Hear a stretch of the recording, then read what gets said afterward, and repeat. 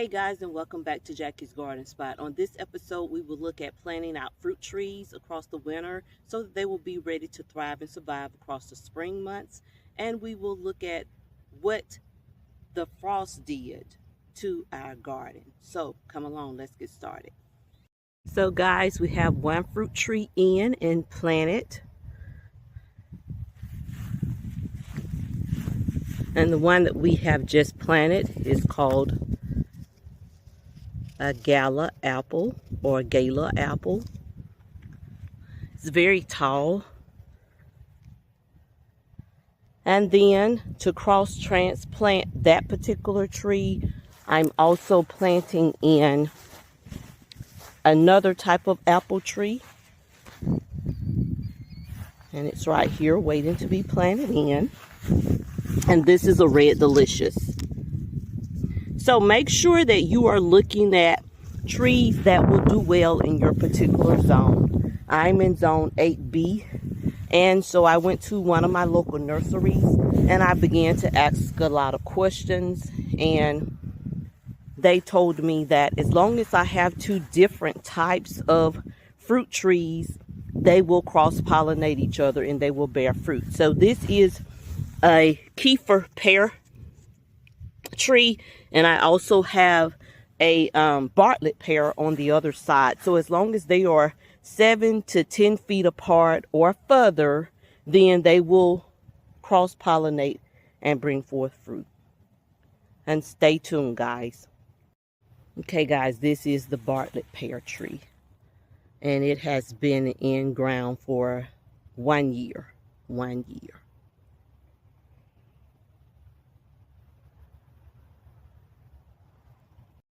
And while we're on that, let's discuss the zones and what happened the other night. A hard freeze came through the other night. And of course, this is the way that it left the cabbage. It's looking kind of sad, but at least it still has the head, and hopefully it will be okay. And then, of course, I did not expect the mustard greens to hold up in such cold weather.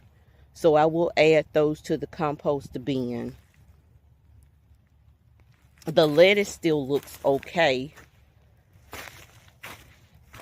That's the lettuce. It's not doing too well, but it looks, it may do okay. Who knows? We'll see.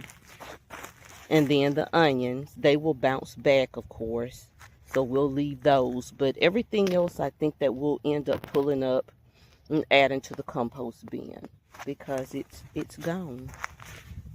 The broccoli, I don't think that it survived either, but we'll wait and we'll see.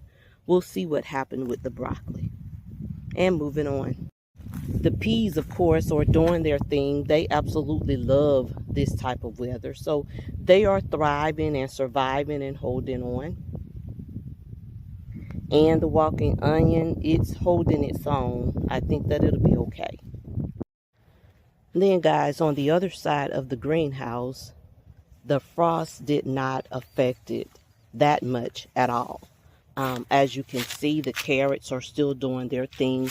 The Swiss chard did not hold up really well throughout the frost.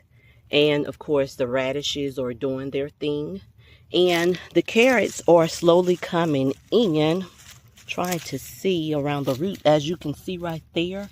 I don't know if you can see it that well. I'm trying to get to it for you. Here. Let's see. Right in this area, if you can follow my finger. They're looking wonderful. They are coming in, guys. So the carrots are doing their thing.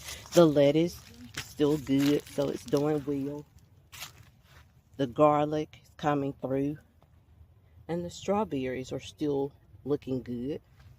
And of course the comfrey.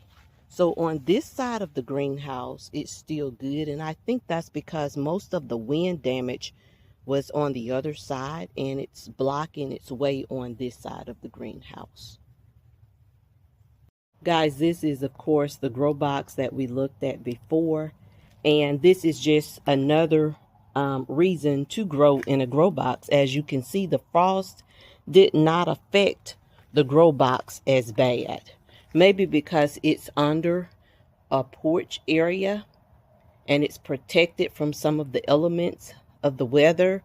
So if you are considering growing in a small space or just having something that you want to grow in a small little area, consider doing a grow box. As you can see, the lettuce is beautiful.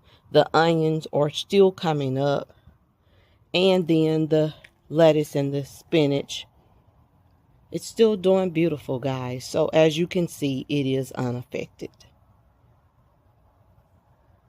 Now let's discuss the citrus trees. Of course, this is the Miwa Kumquat. As you can see, I did move it into a container and I did move it inside of the greenhouse for the winter time. And of course, you do see the UGA lemon tree. I don't know if you can see that. Let me try and focus this. There we go. So that's the UGA lemon. It's also moved to a container. And of course, we have the orange tree, Satsuma. We've also moved it to a container. And again, they will spend the time into the greenhouse across the winter to protect it, to protect those roots, because those citrus trees began to act a little funny in this zone with all of the cold weather. And the shampoo ginger is still nestled in, and hopefully it will come back across the spring as well. Something new today. I hope that you will like, share, and subscribe to help my channel. And again, I look forward to seeing you on the next episode.